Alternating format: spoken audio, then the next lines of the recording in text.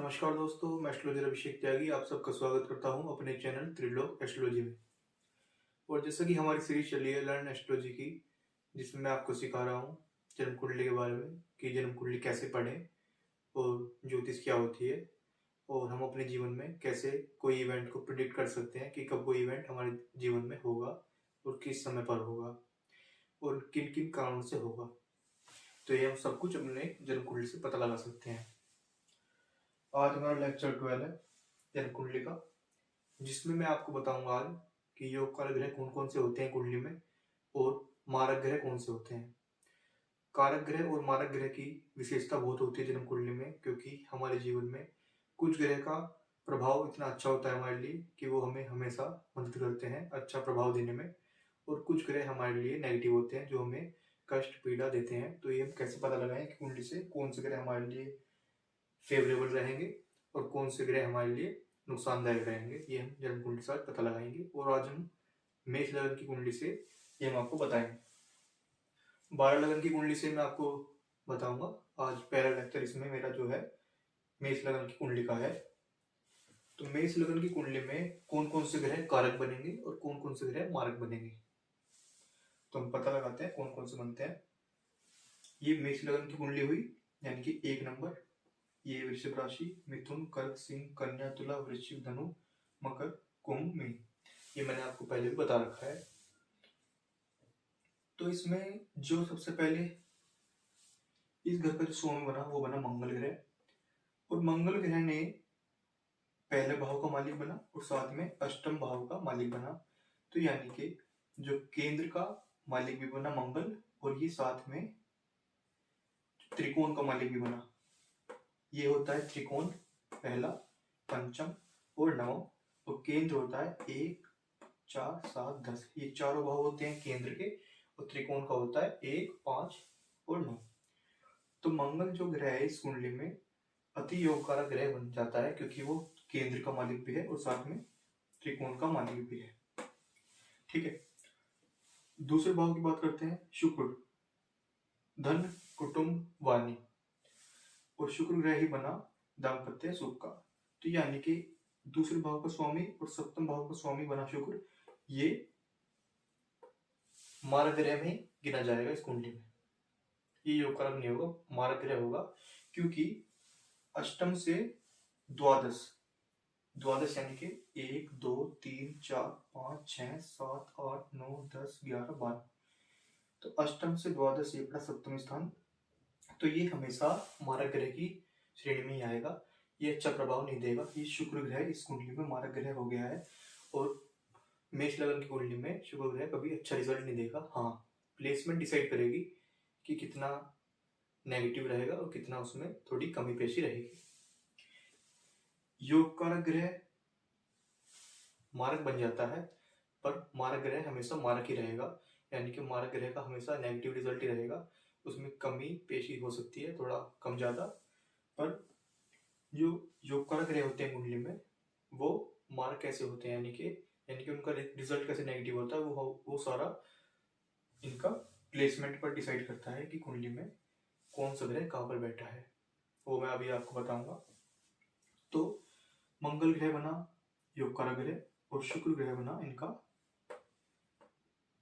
ये योग कारक और ये मारक ग्रह। तीसरे भाव पर आते हैं बुध देवता पर। बुध देवता को मिला है तीसरा भाव और छठा भाव, यानी कि तीसरे घर का मालिक और छठे घर का मालिक बना बुध देवता। जैसे कि तीसरा घर होता है छोटे भाई बहन, छोटी यात्राएं, फिजूल की मेहनत, ये सब कुछ होता है हमारा तीसरा भाव। छठे भाव को होता है रोग, ऋण, रिपु, बीमारी, कोर्ट कचहरी, मुकदमा, लड़ाई झगड़े, ये सब कुछ आते हैं छठे भाव में। तो यानी कि बुध देवता इस कुंडली में अति मारक ग्रह बन जाते हैं। शुक्र से ज्यादा भी नेगेटिव जो रिजल्ट देगा इस कुंडली में वो बनता है बुध देवता। ये पॉइंट याद रखो आप। चौथे घर का मालिक बनता है चंद्रमा देवता, जो कि मंगल देवता का फ्रेंड है, मित्र ग्रह है। तो ये इस कुंडली में अच्छा रिजल्ट देंगे, यानी कि कारक ग्रह में ही आएंगे। ये होता है हमारे कंफर्ट का, हमारी मदर का हाउस, होमलैंड का, प्रॉपर्टी का, सारी सुख सुविधा का ये 4th हाउस होता है हमारी कुंडली में। तो ये चंद्रमा ग्रह इस चीज को दिखाता है, प्रॉपर्टी, व्हीकल, कंफर्ट, ये सब कुछ इसमें 4th हाउस दिखाता है। 5वें घर पर आते हैं, इस ये बनता है सूर्य देवता का। तो सूर्य देवता इसमें दिखाते हैं संतान को और अनसर्टेन गेम्स जो होते हैं लाइफ में वो सब, क्रिएटिविटी, ये सब दिखाते हैं 5th हाउस। तो सूर्य देवता इसमें बने योग कारक, यानी कि योग कारक बनते हैं सूर्य देवता मेष लग्न की कुंडली में। तो मंगल देवता और सूर्य देवता इसमें योग कारक बने हैं, और साथ में गुरु ग्रह भी इसमें योग कारक बनेंगे, क्योंकि ये त्रिकोण में आते हैं, त्रिकोण के स्वामी बनते हैं। तो त्रिकोण हमेशा शुभ रिजल्ट देते हैं, और इसका डीपली देखना पड़ेगा प्लेसमेंट पर। प्लेसमेंट डिसाइड करेगी एक्यूरेट कि क्या इसका कितना अच्छा प्रभाव रहेगा। तो गुरु ग्रह को मिला इनका 9वां भाव, साथ में इनका 12वां भाव। 9वां भाव होता है दूर की यात्रा का, और हमारे पिता का स्थान होता है, भाग्य का कारक होता है, भाग्य का स्थान होता है ये। और जितना भी हमें ईश्वर से जो आशीर्वाद मिलता है वो सब कुछ इसमें आता है। स्पिरिचुअलिटी का भी इसका होता है 9th हाउस। 12वां घर होता है हमारे फिजूल के खर्ची, दूर की यानी कि विदेश यात्रा, विदेश सेटलमेंट, और हॉस्पिटल के खर्चे सारे, जेल यात्रा, ये सब कुछ होता है 12वें घर का। तो गुरु ग्रह ने इन दोनों घर को संभाला हुआ है, और गुरु ग्रह इस कुंडली में योग कारक बनते हैं। शनि ग्रह इस कुंडली में 10वें घर के मालिक बनते हैं, और साथ में 11वें घर के मालिक बनते हैं, और ये सम ग्रह में आते हैं, क्योंकि मंगल ग्रह के ये शत्रु बनते हैं, मित्र ग्रह नहीं है, शत्रु ग्रह है। तो इस सम ग्रह की श्रेणी में आते हैं शनि ग्रह। तो ये मिला जुला रिजल्ट देंगे, ना कोई ज्यादा पॉजिटिव ना कोई ज्यादा नेगेटिव। बाकी सब कुछ डिपेंड करेगा शनिदेव की प्लेसमेंट पर, कि वो कैसे बैठे हैं कुंडली में, कितने डिग्री का होकर बैठे हैं, कौन से नक्षत्र में बैठे हैं, कौन से स्थान में होकर बैठे हैं।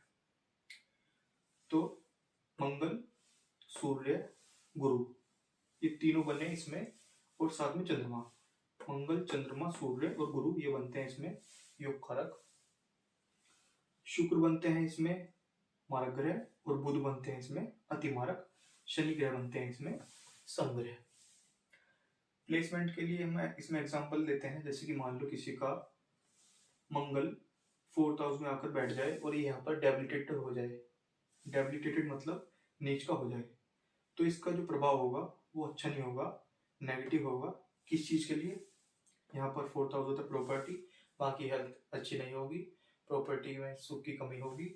यहाँ से दृष्टि गई होती है यहाँ पर, तो हमारी जो लाइफ पार्टनर है उससे हमारी अच्छी नहीं बनेगी। 10th हाउस और नहीं, इसकी जो दृष्टि, उसमें हमारा जो 10th हाउस होता है कर्म का, उसमें कमी पेशी रहेगी कामकाज में, और हमारी इच्छा पूर्ति लाभ में भी ये कमी करेगा, और ये हेल्थ में भी डिस्टर्बेंस दिखाता है मंगल ग्रह अगर यहाँ पर नीचा हो जाता है। और अगर किसी ने आपको बता दिया कि इसका मूंगा रत्न पहन लो, तो फिर तो क्या ही कहने आपके, बहुत बेकार रिजल्ट रहेगा इन सब चीजों को लेकर। एक एग्जांपल और लेते हैं। मान लो किसी का 5th हाउस का मालिक इसका बना सूर्य, और ये योग कारक है, और अगर ये यहाँ पर तुला में आ जाए, तुला राशि में, तो ये नीचा हो जाएगा। तो ये भी अच्छा रिजल्ट नहीं देगा, क्योंकि यहाँ भी ये नीचा हो जाता है। तो संतान से रिलेटेड, और हमारे लाइफ पार्टनर से रिलेटेड, और डेली वेजेस, बिजनेस से रिलेटेड, इसमें हमें बहुत नेगेटिव रिजल्ट मिलेंगे। तो इसका भी रतन नहीं पहनना है, और बाकी बहुत कुछ देखना होता है। अगर ये सूर्य ग्रह लगन में आ जाए, यानी कि 1st हाउस में आ जाए और मेष राशि में आ जाए, तो ये बन जाएगा उच्च का ग्रह बन जाएगा, एक्सोल्टेड हो जाएगा। तो इसमें सबसे अच्छा इसका रिजल्ट रहेगा। इसकी पर्सनैलिटी बहुत अच्छी रहेगी, नेम फेम बहुत रहेगा, सरकार से बहुत मदद मिलेगी इसको, पुत्र का ये योग बन जाएगा इसमें। तो ये ऐसे इनका डिकोड किया जाता है प्लेसमेंट के हिसाब से इनका रिजल्ट। आज मैंने आपको बताया मेष लगन के बारे में कि कौन कौन से योग कारक ग्रह बनते हैं, मारक बनते हैं और अति मारक बनते हैं इसमें, और सम ग्रह इसमें कौन सा बनता है वो मैंने आपको बताया। लेक्चर 12 कंप्लीट होता है। आप सबको वीडियो पसंद आई हो, लाइक करें, शेयर करें, सब्सक्राइब जरूर करें मेरे चैनल को। नमस्कार।